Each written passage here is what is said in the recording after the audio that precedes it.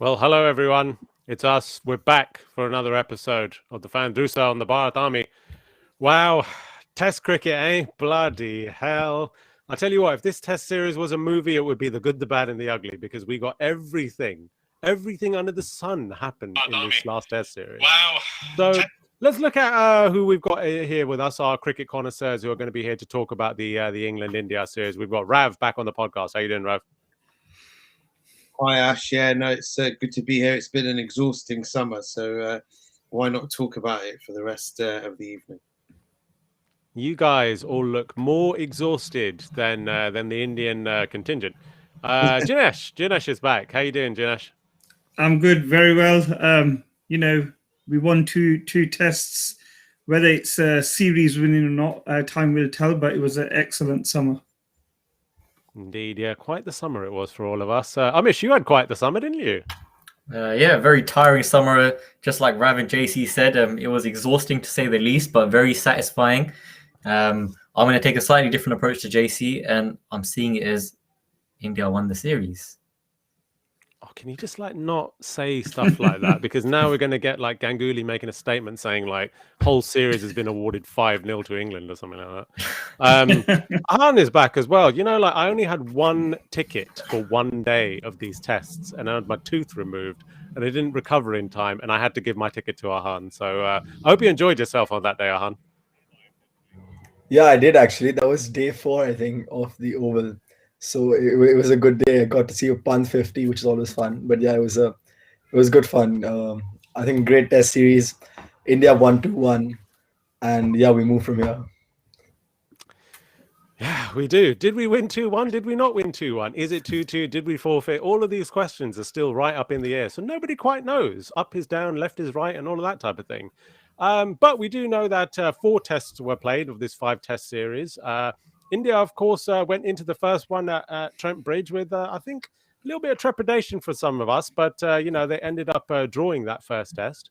And it was quite a memorable test as well. There we go. England made 183 runs. Obviously, as usual, Virat Kohli lost that toss on that one. And it ended with India at 52 for 1, chasing 150 odd to win. But rain came and saved the day. Terrible. In the second test, of course, was one for the ages, shall we say? One for the ages. Despite Joe Root's magnificent 180, India, look at that, 298 for 8, declared. They declared, everybody.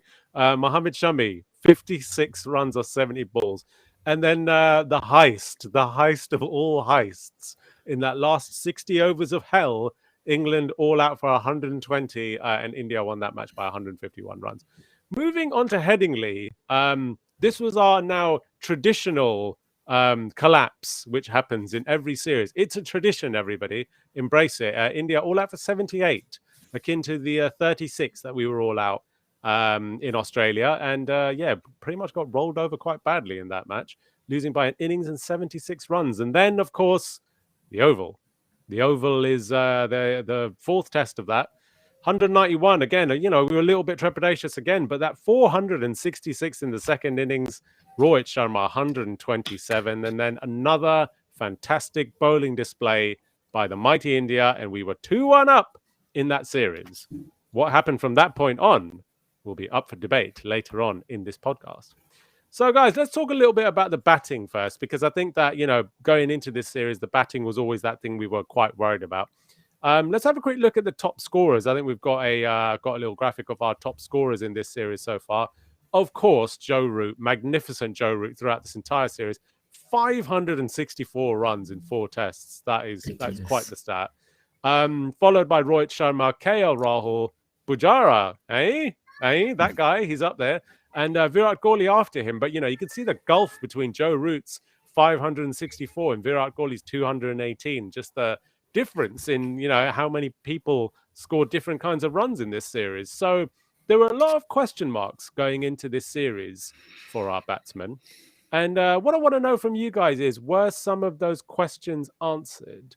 So if we go over to JC first, if we go over to Jinesh, Jin, what did you think about this test series and our batsmen? Were those questions answered for you? So look, having been a big Rohit Sharma fan, for a long, long time. You know, I was literally begging for the management team to give him a run. I think he's answered his critics. You know, the number of people that were saying to me, you know, he's going to drive outside off stump and nick off. So Rohit Sharma, excellent. KL Rahul exceeded my expectations in the first 2 test matches. Test match 3 and 4, he kind of went back to the KL Rahul we know. Rahane, I think, you know, everyone's going to agree with me now that Rahane needs to say bye-bye. Virat Kohli, he showed glimpses. He showed glimpses of, you know, what a great batsman he is. I think he's 1 knock away. Pujara's the funny one, yeah, because the numbers will suggest he's had a decent series. But reading into it, you know, he averages 5 in the first innings over 5 test matches this summer. For me, that's not good enough. Second innings, he's batted really well. Look, he's contributed to wins, but I do think his days are numbered. Every time the new ball came, he just didn't have a clue. Like, you know, at the Oval, he was 61, got out. Headingley, he was 91. Soon as the new ball came, he's a different player. And then Rishabh Pant, I think very, very disappointing. You know, average 20. You take the 50 away, he averages 16. But I was impressed at the Oval on that flat track. I was impressed with, you know, he scored 50 of 105 balls. Yeah, bit of maturity. But was that because the ball wasn't moving? So he didn't have... I just felt every time the ball moved, he gave up. You know, he just started dancing down the wicket, hoiking it, you know. And the funny thing is, right, over 2 days at the Oval, I had an Englishman in his 40s say to me, why you got him? And I had a Pakistani taxi driver say the same thing. So I think he's got a lot of learning to do. So ultimately, if you ask me, what have you learnt about the batting? Nothing really, to be honest. It's the same old. What would be your marks out of 10 for the batting in this series then? If you had to just give an overall score for our batting lineup? Probably about 6 out of 10. I think we've been bailed out by our tail enders, and the fact that we've got a magnificent bowling attack, right? That's the reason why we won 2 test matches. But Jin, don't you think that now, I guess test cricket is arguably different, where there's clearly no consistent 400 plus scores, not justifying our batting, but I guess are we wrong to expect those big scores time and time again? Like, this is modern day test cricket, you could argue. See, you say that, but you look at the English batting lineup in Test 1 and 2, right? They were as poor as India's. What do? They look for better players, right? They change their lineups. We don't, you know, we act like we're New Zealand, that we've got a talent pool of 2 million. Mate, there's 1.3 billion Indians. Yeah, just try someone new, be it Agarwal, be it Sky, be it Shreyas Iyer, whoever it is, give them a go. None of those guys you're talking about, none of them have ever held a bat in England before. This is kind of like my issue when it comes to we're talking about who's going to replace Pujara and Rahane and stuff like that. Surely we can't stick anybody else in this series, because those guys have, like, you're talking about Sky and all of the rest of them, like, they've never held a bat in England before. I'll say 2 things here. One, 1996, Ganguly did not hold a bat in England. He came, he scored 100. And Sanjay Manjrekar said something brilliant the other day. He said, had they done what, you know, they're doing with Rahane, i.e. not drop him, we would not have seen Rahul Dravid. We would not have seen Ganguly. So unless you try play, how worse can it get? How worse can it get? All of that I agree with you on, but you just said England changed, like, what did they do in the 3rd test or whatever it was? They brought people in, but like India, they only scored 400 plus once. They got a 360 or a 390, whatever it was, once as well. So to be honest, the results, despite them making changes, the results didn't change that much. Like, their batting, like, if you compare it to ours, the results are pretty similar in terms of the scores that were made. But Amish, what like Jinesh is saying, they don't have the talent pool that we have. Like, England are pretty poor at the moment. I mean, let's be straight up. They're a pretty terrible test team at the moment. Fair enough. The the conditions kind of even themselves out in this series and stuff. But England are really, really bad at Test cricket at the moment. So they don't have the talent pool. They don't have the players waiting in the wings like we do. Yeah, I hear that. I hear that. Is the fact that we've won 2 Test matches, right? It's brilliant. But if you read into the performances, right, Oval, we were 127 for 7 on the back of a 63 for 8 collapse and a 78 all out, right? So ultimately, we've been bailed out by an excellent bowling team. So it's now up to India. Do they want to carry on being a good team, which they are, or do they want to become a great team? You know, if you have good bowling attacks, you've got the potential to be a great team. If India improves its batting, for example, say we had you know, the 2000s batting, right? This bowling attack, we would have thrashed England 4-0, no problem. It wouldn't even be a contest.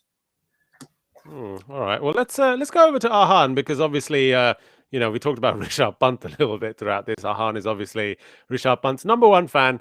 Arhan, Rishabh Pant drove me crazy throughout this series. I mean, I know people talked about 3, 4, 5, but 6 and 7 weren't doing much better in this series either. But he did come good in that last match. So, what would you say about our batting lineup in this and how everything went? Again, I think a 3, 4, 5, 6, 7 were all a bit suspect. I think 5 has to go. I mean, it's been too much. It's been too long. He's got to go. He's doing nothing. He's not even like scoring. Even his one innings now is not 100. It's like 50. And we have to kind of argue that it was match winning. I think he's had his time. If he plays India's next test, I would be shocked. For all that Virat Kohli talks about taking ruthless decisions, being a top captain or whatever, if he does not drop Rahane now, something is up. Apart from that, I think our openers saved us. Obviously, I don't agree that KL went back to his old ways. I think his 4th test was very good. I still believe he was not out 2nd innings in the 4th test. I'm not sure he hit that. But yeah, anyway, I will put my hands up and say I was wrong about Rohit Sharma. I said it. I was one of the first people who said he was going to be. We've got a crazy comment coming just on one of our YouTube viewers. Arun Pandey says, Rohit, a batter for all conditions. Now, there's something that I never thought anyone would ever say about Rohit Sharma. Yeah, but if you think about his... Sorry, go on. Apologies. No, what I was going to say is just the rest of the batting lineup. I think when we talk about Pant, I mean, I know JC has been a fan of Rohit for the longest time, and he's defended him in a career that has had more downs than Pant. So I think one bad series, which also he kind of got a 50 at the end. And even, you know, we say bad, but the issue, if you look at Pant's entire series, I think he had 2 innings where he was in single figures. Maybe the 3rd. Yeah, 2 innings where he was in single figures. So even when he's having a bad test match, he's still giving you at least like 20 runs an innings, which I know it's not great, but it's better than Pujara and Rahane when they were having that dips. They were scoring 5, 6, 7, and then getting a 50, and then again 5, 6. Like at least giving you some runs at the bottom. So I think I have no issues with Pant. I mean, he'll be back next time. He'll grow from this experience. He's good. He's one of our best players. He's been one of our best test players this year. He's won us 3 tests almost single-handedly. So it happens. He'll come back. But yeah, I think number 5 has to go. That's it.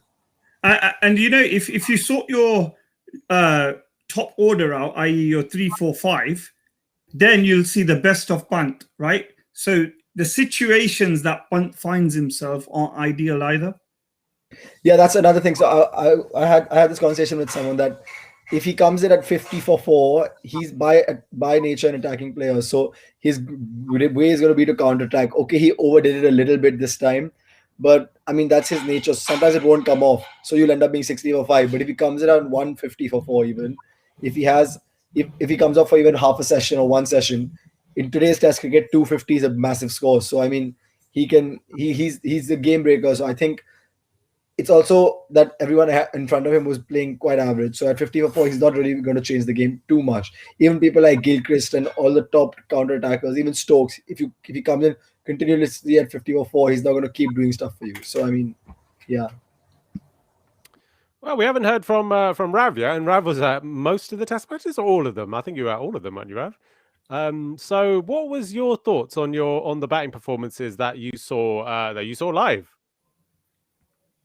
Yeah, no, I think if you kind of look at the series, it goes into two kind of halves. I think that where India were exposed early to the new ball, where we batted first at Headingley, we obviously went a little bit too gung-ho, probably maybe a little bit off the back of Lords. But I think if you look at Lords, you look at Trent Bridge, and you look at the Oval, there is enough there to suggest that India used those weeks between the World Test Championship final and that first test pretty well.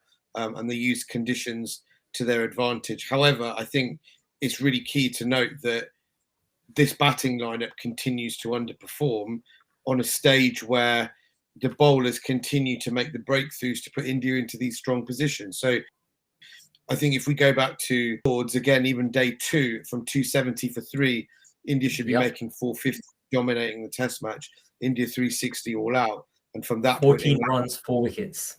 And England have a way back in at that point. So I think if you look at the combinations that were played, I still think Jadeja's a place too high. I still think Pant is a place too high in England as well. Well, so I think Jadeja was batting at number 5 at one point in the series. Yeah, I mean, that was clearly ridiculous. And I think the idea of, I understand and appreciate the benefits of left hand, right hand, but you're talking about the first morning of a test match. So I think it's also your vice captain for your shielding. I think there's a big issue there. So I think if you look at the openers, again, like everyone's made really clear, they exceeded expectations. They denied Anderson a lot of first spell wickets, and Anderson only took something like 2 new ball wickets with the new ball first spell the whole series. So that's got to be testament to how they did. I think Kohli, for what it's worth, had more starts than say Pujara, for example, in challenging conditions. But also, again, he didn't make the most of the reprieves that he got, and he did get a few. So I think for him, from his perspective, it will be a disappointing series for his own runs. But I think he clearly could have made that 100 that we were all talking about. He just kind of lost concentration at key times. Pujara, again, I think Jin made a really good point. I don't think Pujara really taught us anything that we didn't know already, because in first innings and second innings, Pujara here was so different. And again, I'm just not sure whether he's going to get any better.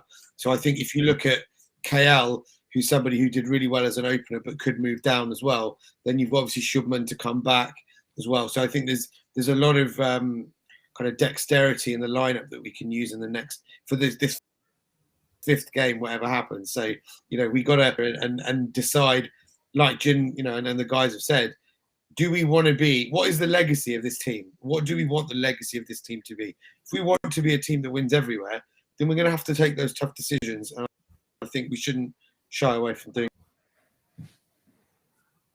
Yes, indeed. Yeah, plenty of thoughts going around for our batting lineup. So I guess we'll have to see with the next test what comes of it. Ahan. I just had a point actually on the Jadeja thing. I don't think Jadeja at 5 is the worst idea if they're going to invest in that idea, because I think he has the technique and the game. So if he gets told he's going to bat, he's going to become like a number 5 batsman who bowls a little bit.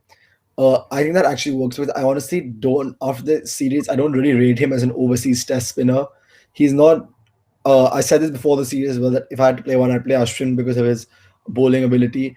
But I think if you're going to play Jadeja as a number 5, I read a really interesting article that says if we get Pandya fit, Pandya, I'm going to take Pandya and Thakur as replaceables at this moment in time. We can have a 5, 6, 7, 8 of Jadeja, Pandya, Pant, Pandya, and then Ashwin, or even Thakur, which I think it gives you a lot of bowling, and then you can have 3 quicks after that. So it gives you a lot of bowling options. It gives you a lot of batting. Like, it's a good middle order as well. So I think if they just make it clear to Jadeja what his role is, I can see that being a good move. Or if they don't want to do it with Jadeja, they can. This might be slightly radical, but they can use Sundar in that role and properly invest in him. Like, tell him that's going to be a role, the next number 5 who bowls a little bit. And I think that's something that can genuinely work for India in the future. Just to add on some of the batting points that have been made, right? The funny thing is KL Rahul was our 4th choice opener.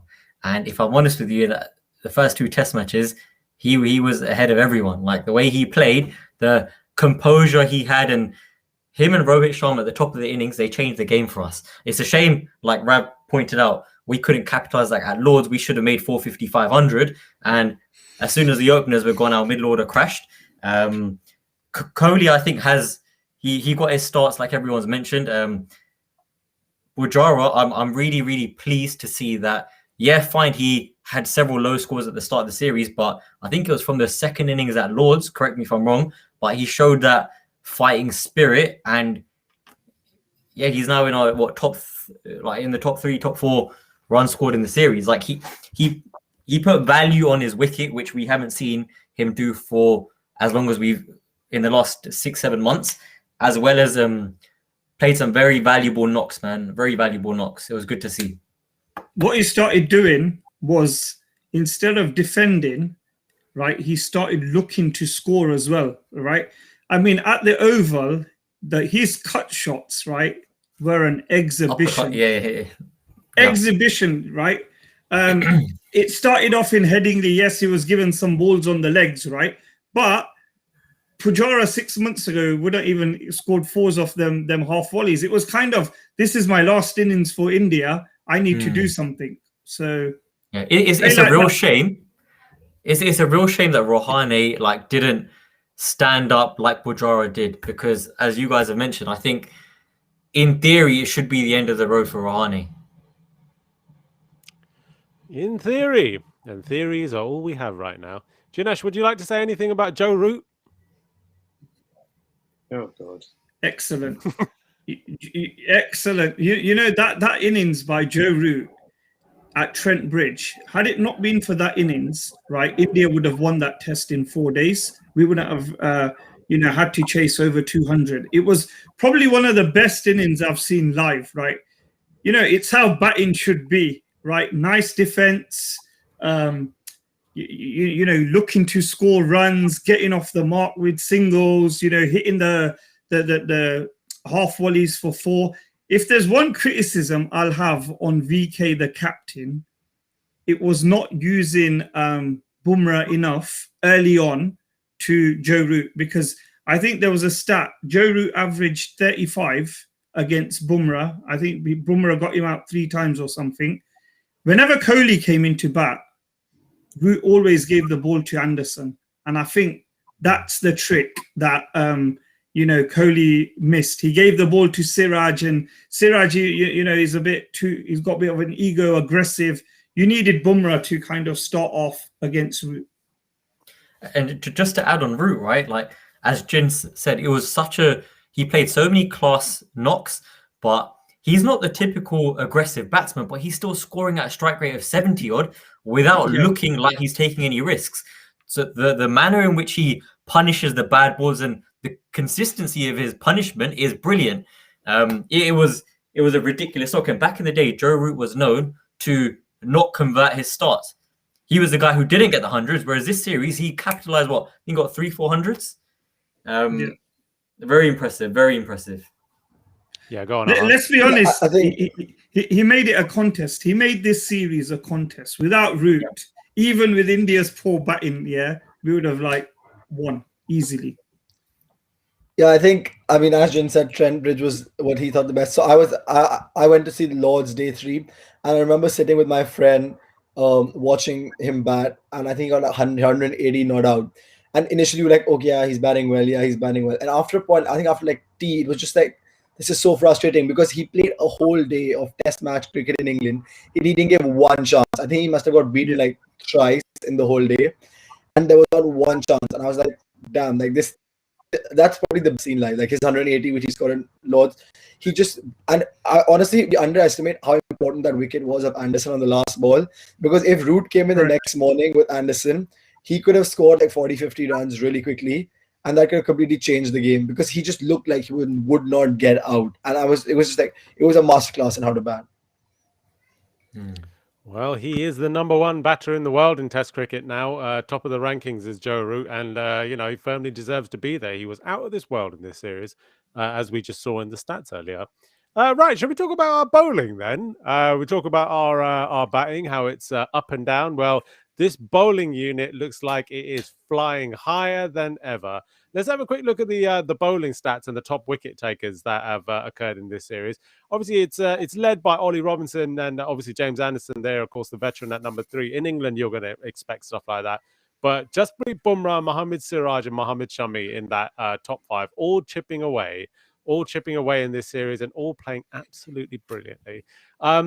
We're obviously going to talk about Bumrah, I'm sure, a fair deal later on. But look, when we talk about this bowling attack, we've got to talk about Oval and Lords. Really, those were the 2 matches where it was pretty much the bowling attack that won it for us. So Oval and Lords, guys, for the guys who were there, I think you were there on the last day. We saw you in the video, kind of going absolutely mental and stuff. What was your thoughts on this bowling attack and Oval and Lords? I think if you go back to the kind of run of play at Lords and you go into that final day, and India then have 60 overs to make something happen. I think Kohli, you cannot talk about either 5th day without talking about the captaincy of Kohli and the environment he created at Lords to say to the bowlers, just come in, be nasty, run in hard and make something happen. First ball, a ball kicks up off Burns' glove and falls short. And then afterwards, the crowd's going and the rest is history. And then really for the Oval, we went into day 5 where all of these stats were coming out, the highest runs ever to win, and they're going to get 370. And it's almost like we'd forgotten who England were. And we thought this was kind of Steve Waugh's Australia chasing high runs to beat records. So I think what we all thought and what the commentary fair thought was that for such a docile wicket, for Bumrah in particular, and also to extract the bounce and the life from that wicket was such a special effort. And really, if you go back to both days, I said that, and I did say this previously, that I think Lords was the more intense of the victories because the run of play kind of moved was so volatile throughout the Test match, whereas at the Oval, after we'd really gotten to 190 and India had something to bowl at, India were kind of ahead in that game, and it was therefore chances.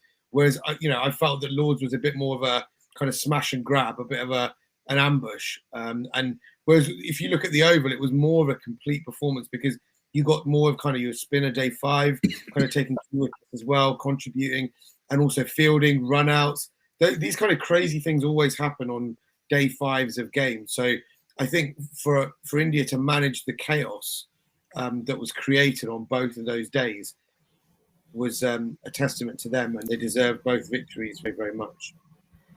Ash, you mentioned let's talk about the bowlers at Lords and Oval, but it was the batting from our bowlers which gave us a chance on day 5 to win that test. So bowlers fully deserve credit, not just for their bowling.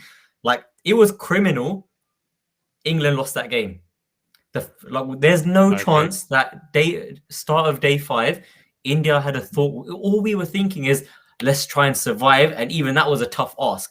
I wasn't there in the morning and I made it there for lunch, and it was the best decision I made to see that materialize to what it became. And like Rav touched on, Kohli deserves that credit, right? Because he's built that aggression, that fear, and that we can do this attitude. And I think it was 50 something overs we cleaned them up in. And a lot of us were thinking, wait, has he left it too late? Like, should we have declared earlier?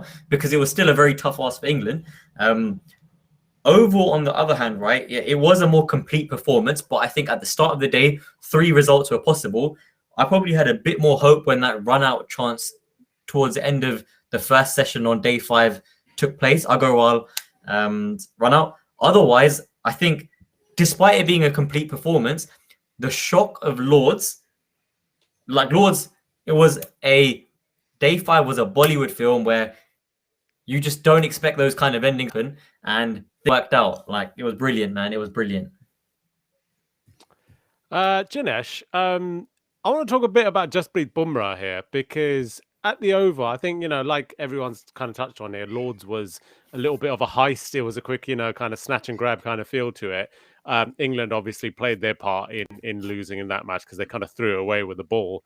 But at the Oval, Jasprit Bumrah bowled those 6 overs and got Ollie Pope and Johnny Bairstow out. When the ball started reverse swinging out of nowhere, I can't remember in my lifetime watching an Indian fast bowler bowl a spell that was that devastating.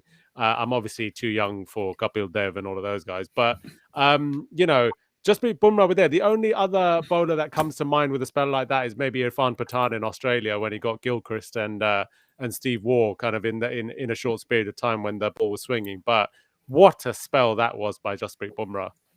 Absolutely amazing. I mean, I was at the ground watching when he was running in. And in my mind, just before he got Pope out bowled, I was thinking for India to win this, we need like a Pakistani 1992 kind of a Waqar Yunis Yorker, yeah? And the next ball he got bowled and I was like, wow, I wasn't expecting it, right? That spell was amazing because Kohli started egging the crowd on. The Bharat Army Dole was playing. Oh, it was magical. The icing on the cake would have been if he'd bowled Joe Root out as well, but Joe Root's like toe end of the bat, stopped him. But I want to give Virat Kohli 2 pieces of credit, right? One is the fitness that he's basically drilled into this Indian team, right?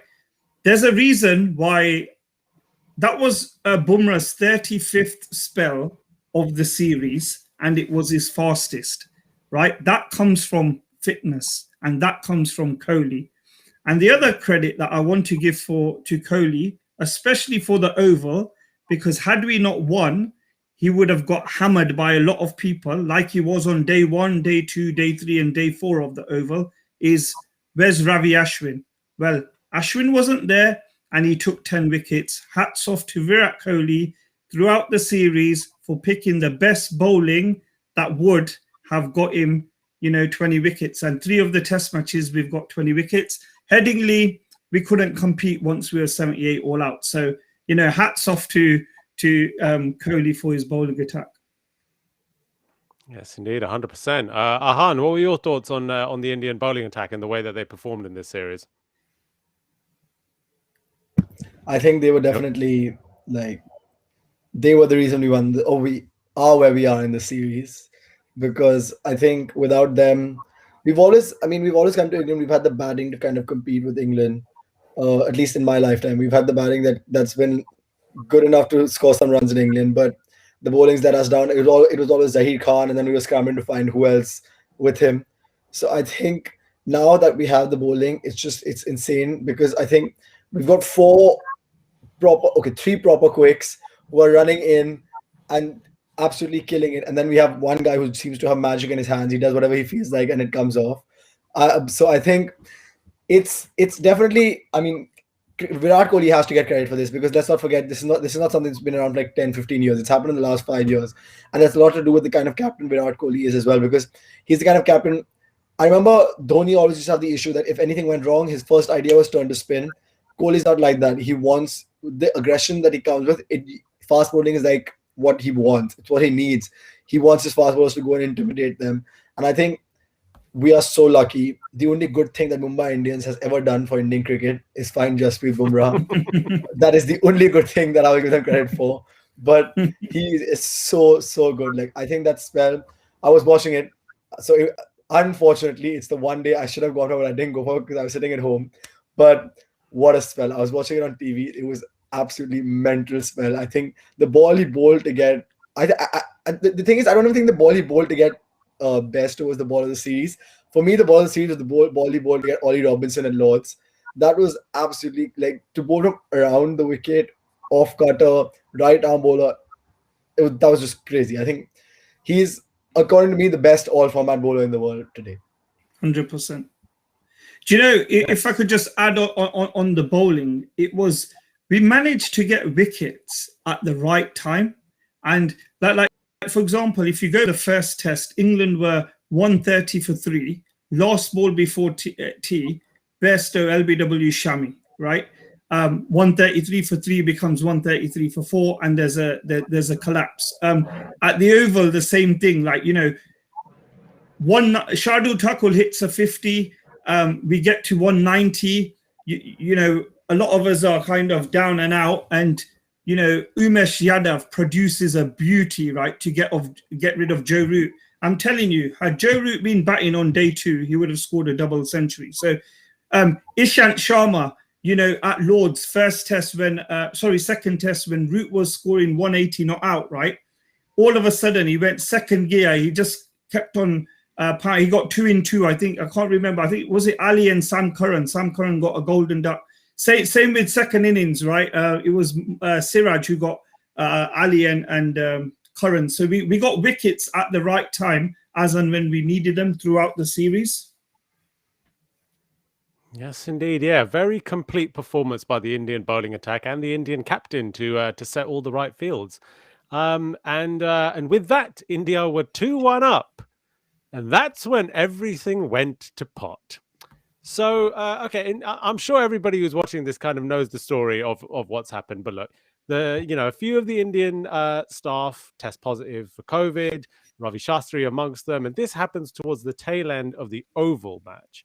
So India carry on with the Oval match. And then we're basically told that, you know, leading up to the Old Trafford match, that one other member of the back staff, a physio, Yogesh Parmar, has tested positive for COVID. Now, the issue is that Yogesh Parmar is in very close proximity to the rest of the players, and is basically, you know, he can't do his job without basically physically being near them. He needs to. He's the physio. So the 5th test is then all up in the air, and nobody quite knows what's going to happen. We are then told that the Indian team have all tested negative. This happens the day before the match starts. Rav, you're on the train going to Manchester. What happened while you were on the train? Right. So it's a 7:20 train from Euston. So I don't even know what's happening anyway, right? So it's really early. So it's about 8 o'clock, and then obviously phones are going off, and there's a lot of kind of breaking news, this, that, and the other kind of push notification saying that the game's been cancelled. And at that point, obviously, everybody's kind of grasping for whatever information we can find. There's a very hastily put out ECB press release using the word forfeit, which was rolled back very, very quickly, which I thought was very interesting in itself. And from that point, obviously, through the day, we got to Manchester, we had a beer and turned back. But I think really, when you look back at the events of that Friday, I don't think it does cricket any service whatsoever. I think cricket really, I know it's a real cliche and stuff, but cricket really lost on Friday. I felt that Test cricket really missed out, and I felt that, you know, you talk to some of the people, and they had interviews with, you know, people who are running businesses at Old Trafford, vendors, all that. And, you know, this was a big test. This was a test match in England that the BCCI managed to get called off. So this was not a test in India. I think it's a very, very important moment for the game, and one that could have huge repercussions going forward. Okay, so just to summarize then, what we're given, because like Rav said, a first statement was released from the ECB saying that India had forfeited the match and the series was drawn 2-2. They then retracted that statement and then came out with a statement later on basically saying that the match had been cancelled, not because of anyone testing positive in the Indian camp, but because of fears of COVID in the Indian camp and any of the players testing positive. And what we're told later on, speculation kind of being what it being, is that the Indian team had written a letter to the BCCI at midnight the night before the game and had said that they are not comfortable to play the match. This then basically carries on right until 9 o'clock in the morning when the gates are opening for Old Trafford. And then people who are coming into the ground had just found out at that point that the match had been cancelled. At the moment, the actual result of the series is still in complete limbo, and the Indian players are now in Dubai for the IPL. Janesh, what's your thoughts on the whole debacle? No, I actually think ICC need to get a grip. The reason being is I think the ECB are scared of losing revenue, right? They've got insurance policies that say if it's cancelled due to COVID, there won't be a payout, right? But if it's forfeited or cancelled for another reason, there will be a payout. So I don't really buy their statement of Indian players having, mental health issues and all that kind of stuff. Yeah. There is a fact here. The fact is a member of the Indian contingent had COVID. So that means the other players were exposed. But this is where cricket needs to have rules in place that in this situation, is a cancellation allowed or not? Or in this situation, if you don't want to play, you forfeit the match, right? There shouldn't be kind of like post-mortems like 2 weeks later to say whether it's a cancellation or not. This should be in the rules at the start. That's my issue with the ICC. And it's not like it's 2020 where we didn't know COVID was around. This was an inherent risk at the start of this series if you did not play in a bubble. So that's where I think cricket lets itself down. And the other thing is, I do think, it's taking the mickey out of fans when the Indian stars start posting on Instagram, right? If you're fit to fly, in my opinion, you're fit to play. Interesting. Amish, what's your thoughts? So yes, cricket did lose that day. However, if someone tested positive the day before and they've been in close contact, sure, I can understand why these players feel uncomfortable.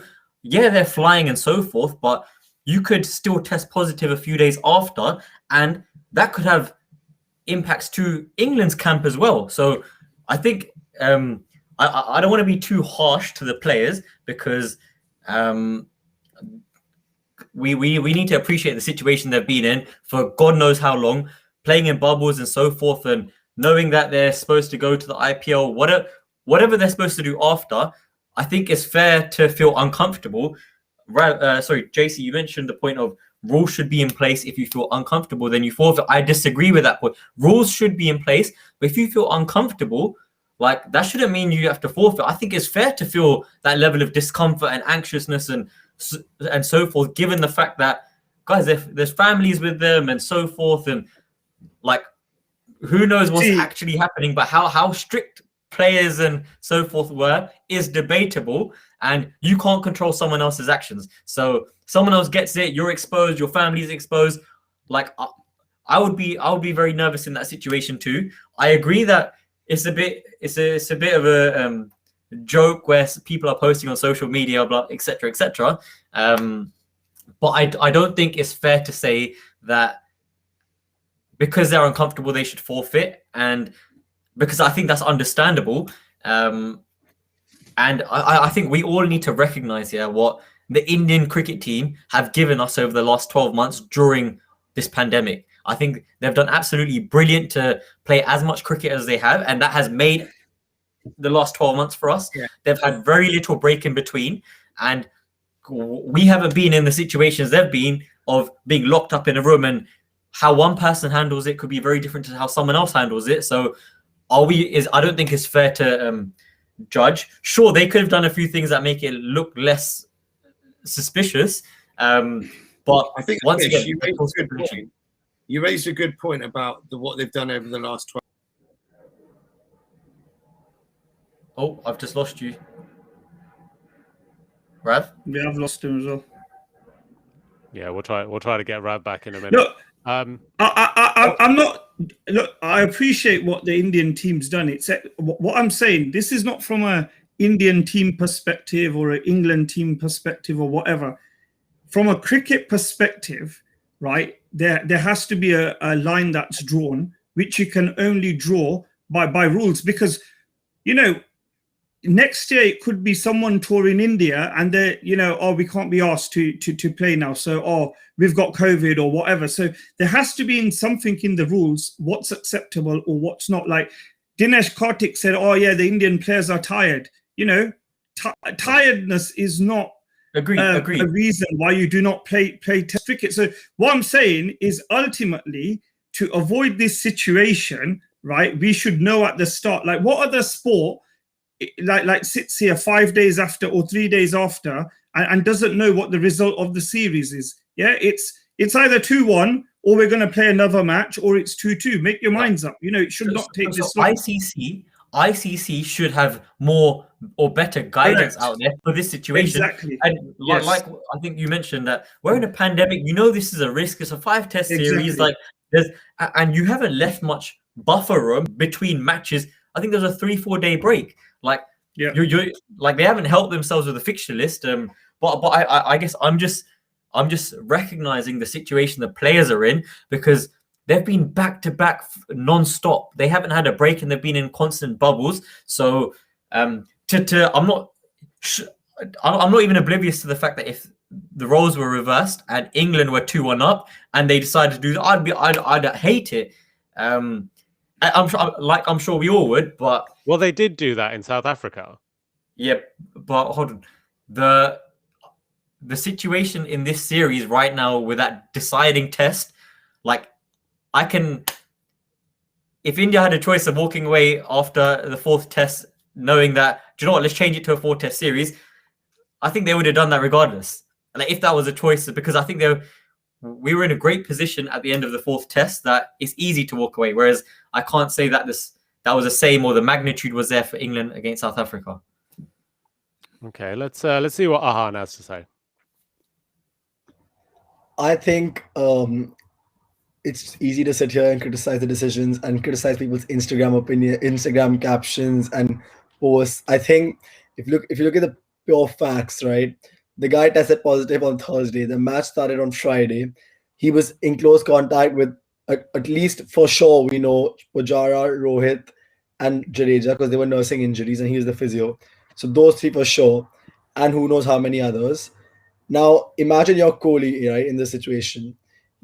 Let's say you take the field, you feel a full strength side. You're fielding next to Rohit at slip. Let's say he tests positive 3 days into the game. On day 3, test positive, and you've been feeding him in slip. You have a 1-year-old baby at home. You don't want to put your whole family, your whole house, everyone at risk. Absolutely. Yes, okay, it's a convenient way to say, oh, it's the IPL's fault. IPL this, IPL that. I mean, that's the easy thing in cricket now. Anything wrong with cricket is down to the IPL.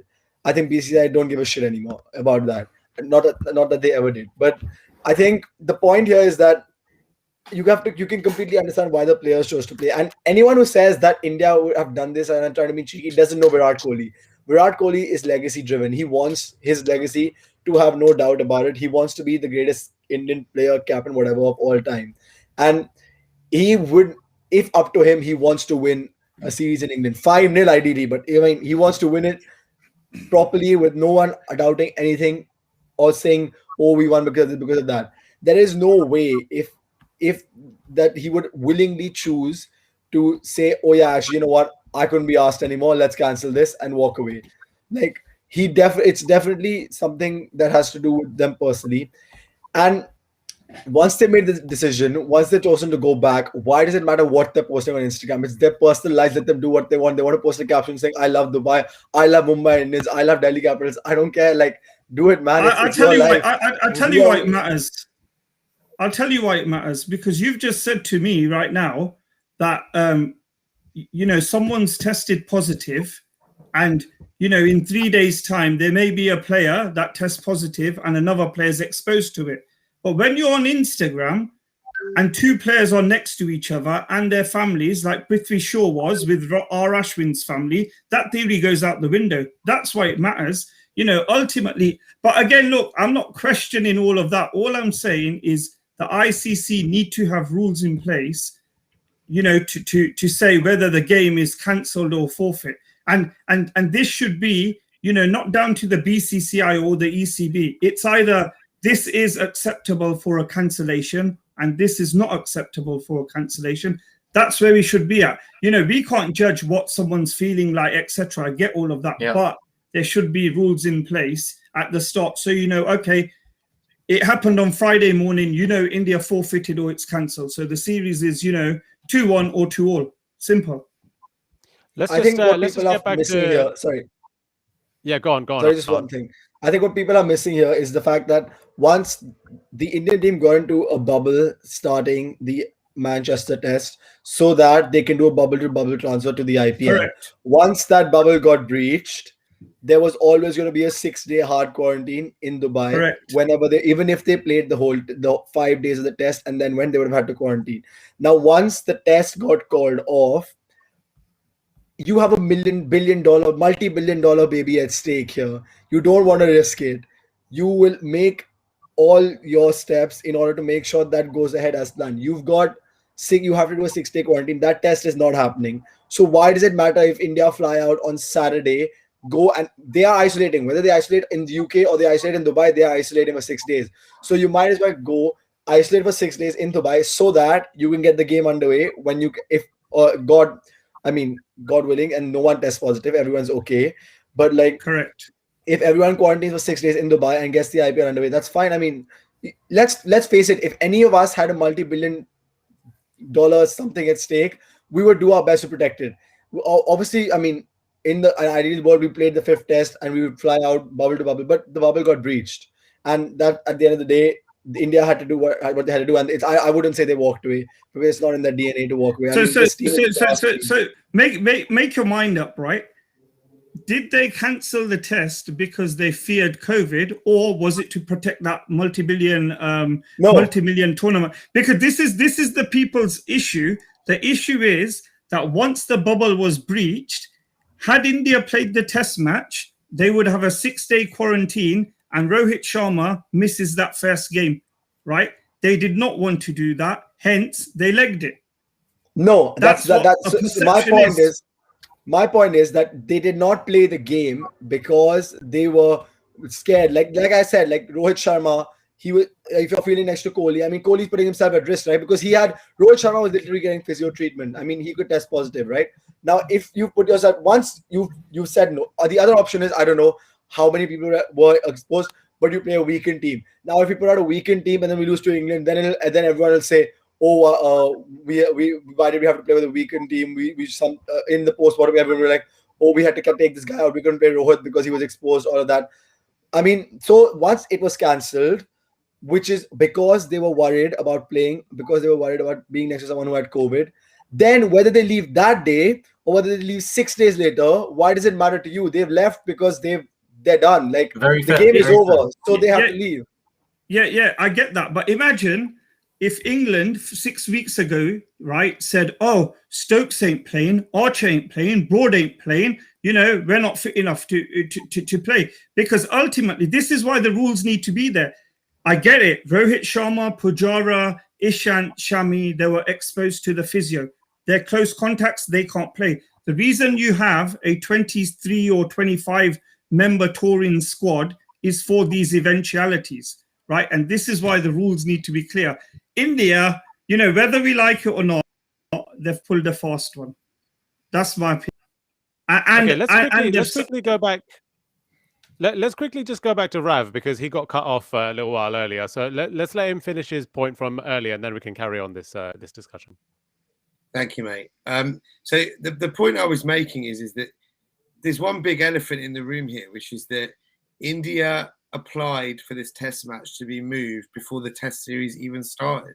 So there was always this issue about the timing, etc. COVID obviously gave those concerns a bit more legitimacy, let's call it that. And from that point on, it was a bit of a fait accompli. I honestly felt that, and I said this to many people at the Oval, I said, oh, we've won the test. What if this is a COVID scare now and we just cancel the series and that's it, we go home?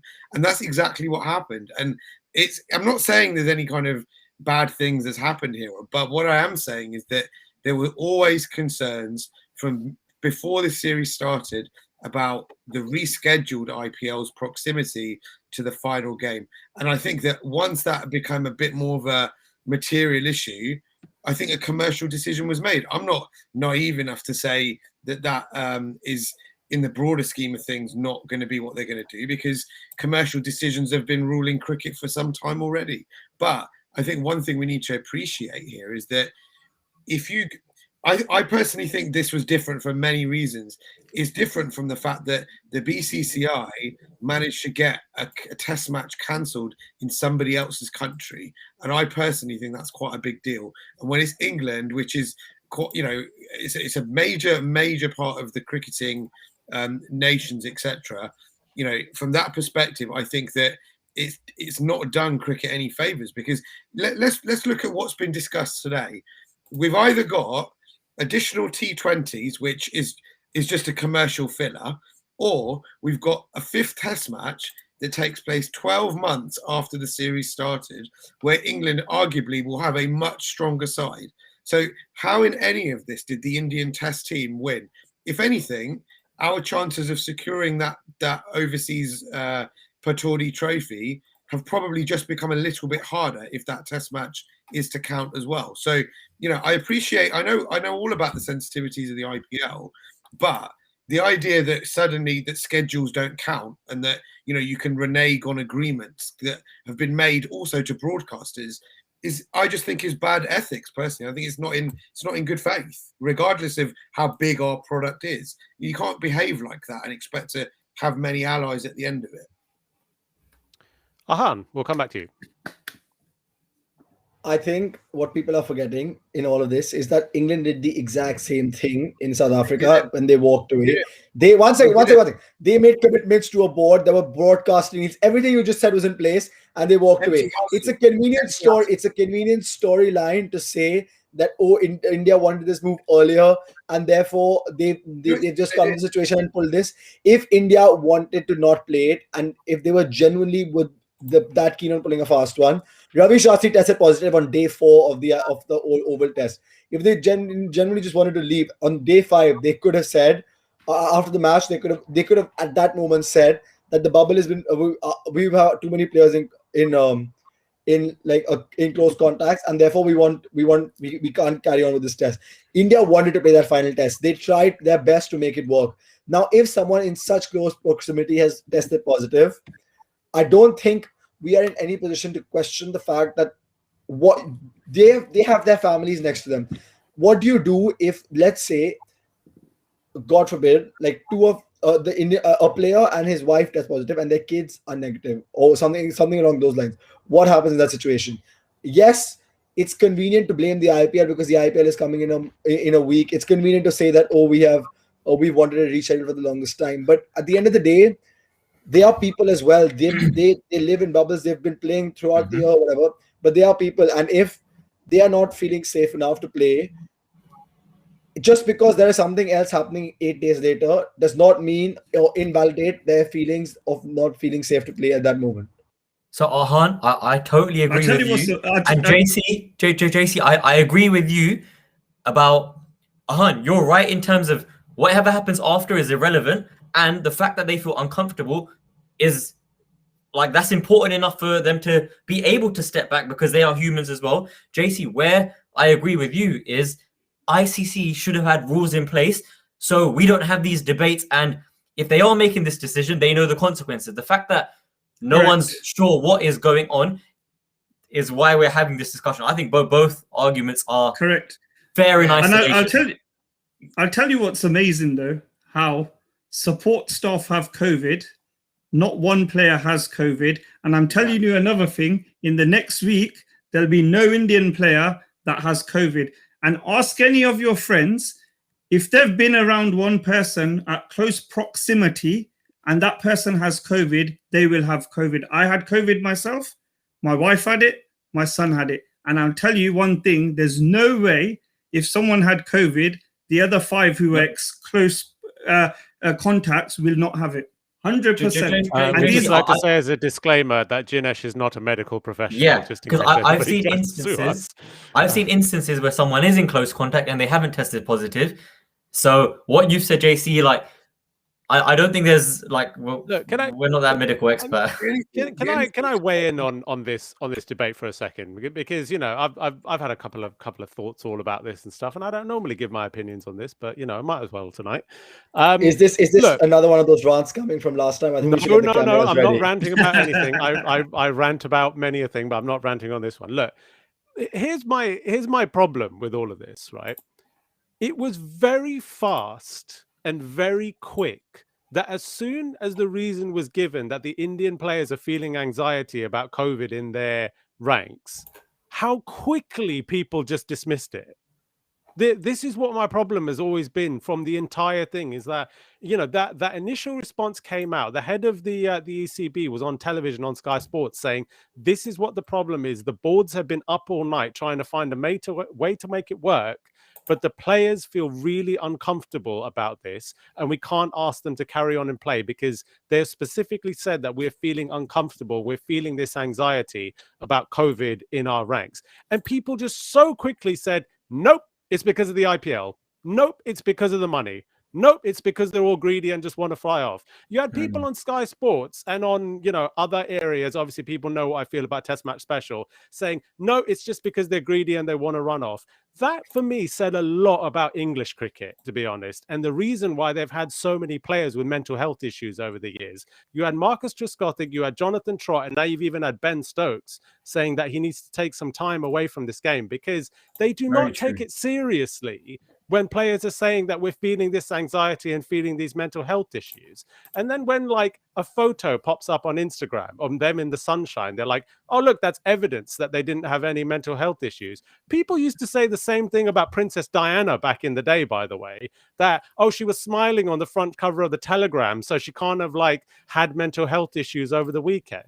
Like, people have got to understand one thing, that like I've kind of like, I see through some of the BS that's going on around the coverage of this, that the IPL has been demonized from the minute that it was created. I remember BBC News articles on BBC News like pieces about IPL the night before it was even going to start, the night before the first match, saying this is the end of cricket as we know it, as if English cricket didn't create 2020 cricket, as if English cricket didn't create the 100. And by the way, that whole moving the Old Trafford test, why was it not moved in the first place? It was because England wanted to protect the 100. It was because they wanted Joe Root to play in like a couple of games at the start of the 100. No. That was the reason why it wasn't moved. It's because ECB were protecting the 100. Why should they move a test match when it's agreed, when you've sold tickets? But then why should the BCCI not protect the IPL then? That's fine. That's fine. But India should not have agreed to the test match. India should not have agreed to the Manchester test match. The idea was there about what about cancelling it? That idea was put forward, and the ECB said no because we've already sold tickets. And if the BCCI were this, but if the BCCI were this big bad monster that everybody keeps making them out to be, they could have just said, "Well, we're just not going to turn up to the tour." Or you guys are not allowed to play in the IPL then, or done this big demonization thing. But the way that we've been constantly hammered and badgered about this message of the IPL is bad and the IPL is evil and the BCCI are terrible and all of this type of stuff, it's complete nonsense. Everybody is just acting on their own interests. Everybody, including the ECB. The problem isn't anything to do with the IPL. The problem is we're living in the age of COVID, and the schedules are ridiculous. The schedules that these players have to play under and these bubbles that they have to go under is absolutely ridiculous. There's absolutely no wiggle room in the schedule for us to say, well, let's play the Manchester Test match like a week later or anything, because the schedules are packed. Because these players are treated like commodities. They're not treated like actual human beings who have these feelings under these circumstances. And then when guys like Johnny Bairstow and all of that say we're pulling out of the IPL, it becomes, oh, patriots, they're walking away from the evil IPL and protecting their international duties. It's nonsense. They want to spend time with their families. They're perfectly entitled to do that. It's got nothing to do with them not wanting to play in the IPL. It's because the schedule is an absolute brain freeze. They're going into the World T20 afterwards and then going to the Ashes after that. And they want to spend some time with their families. Ben Stokes is not playing right now because he's taken time away from the game because of the mental health issues that he's had. That's the problem. These guys are all fried. It's nothing to do with the IPL, and it's nothing to do with the BCCI being a monster. Virat Kohli's a monster. IPL is like the most evil thing that's ever happened. And one more thing, because I keep hearing this whole thing about English cricket is like, you know, the bastion of all that's good, and the Indians represent everything that's so worse about it. When the biggest club institution in English cricket, which is Yorkshire, released the report about Azim Rafiq the day that this match was cancelled, and didn't give him his day in the sun, his day of justice in the sun, when in their report it actually says now that he was a victim of racist abuse, and they've cleverly hidden it away amongst this thing, the biggest institution of club cricket in England, and yet we're constantly told by the powers that be that no, it's the IPL which is everything that's wrong with English cricket. Look over there, look over there. That's my problem with this whole thing. Yeah, but Sky Sports acknowledged that. Sky Sports acknowledged the Yorkshire cricket. And my problem ain't the IPL. My problem is there should, you cannot just on the morning of a test match cancel. There has to be agreement, on the morning. There can't be, we're going to long it out. We're going to talk on the 23rd of September, whether it's cancelled or forfeited. That's I agree with you. I agree with this. you completely. I agree with you completely. But we are living in the age of COVID. This type of madness will happen. Brazil and Argentina walked onto the pitch and it got called off within 2 minutes of the full, like, the whistle being blown because of COVID. These are the kind of crazy things which are going to keep happening. And in the UK, we don't have any restrictions here anymore. We don't have any restrictions here anymore, and we can't ask these players to play in these severe bubbles anymore. So this is going to keep happening, unfortunately, unless we ask them to go. Yeah, look, England don't want to go to Australia to play in the Ashes right now because Australia are telling them that they've got to go into hard bubbles. They should call Mr. Shastri. They said that to India as well. Shastri said, we're not coming. They ended up going with their family.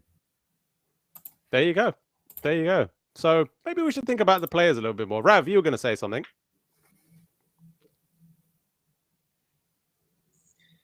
Yeah, I think it's been a really, like I said, it's not been long since it's all happened, and I think really we've got to look at the impact that it's going to make going forward, because clearly now there's this whole kind of will they, won't they play this fifth game? Is it significant? Is it not, etc.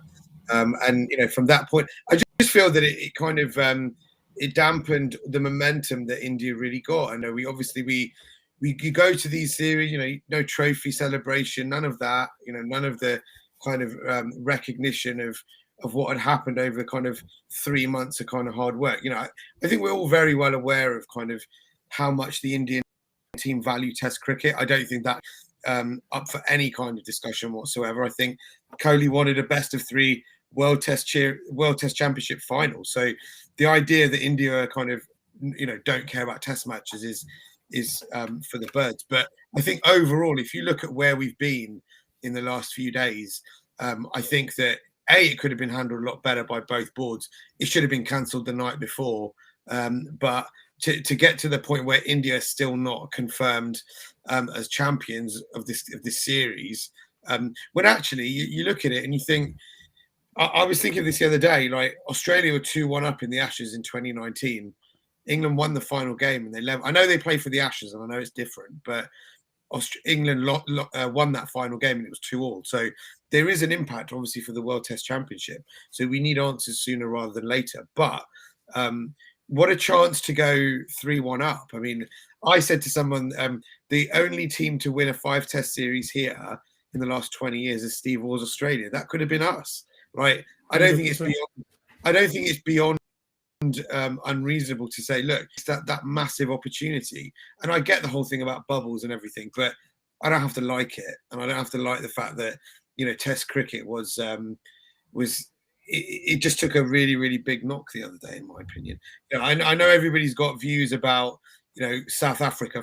South Africa was played with empty houses for a start. South Africa was a 3-match ODI that was played in empty houses, and the series had not yet commenced. So I think this idea that I kind of scrambled for the South Africa excuse when I first looked at all of this. I did all of that as well, but the deeper you go into it, the less that holds at water, in my opinion. And I just think it's important to be objective. If you look at the grade cricketer, even those guys, they were like, look, we love India, we talk about them all the time, but what is this? We have to be able to be honest about these things. And I just feel that maybe we're not being as honest as we want to be on this. Ahan, you had a hand up.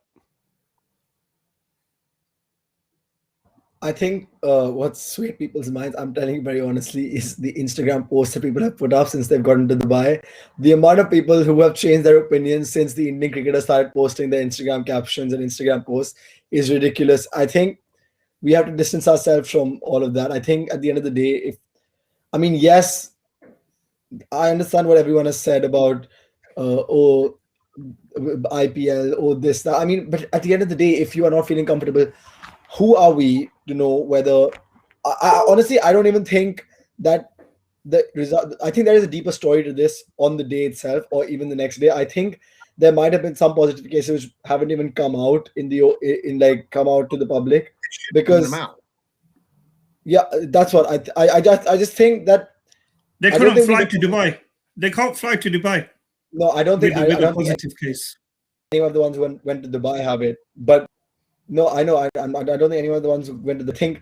There is a story here that we're maybe not being told. And I think to speculate and to blame everything, as Ash very rightly said, to blame it on the IPL, it's an easy excuse. It's a convenient excuse, and I think we need to get over the fact that the IPL is everything that's wrong with cricket. Because let's face it, even for England, who are supposedly the biggest haters of the IPL, it's arguably given them their World Cup, right? The IPL has helped them revolutionize the way they play. It was a major part of the revolution in sending people across to the IPL to change the way they play, to let them get the experience and the exposure. So I think it's an easy excuse, and I think it's the easy target for everyone. And I just feel like at the end of the day, if the players said they're not comfortable with it, that's what we have to leave. And all the speculation will go on forever, but they weren't comfortable. There was a positive case, and that's that.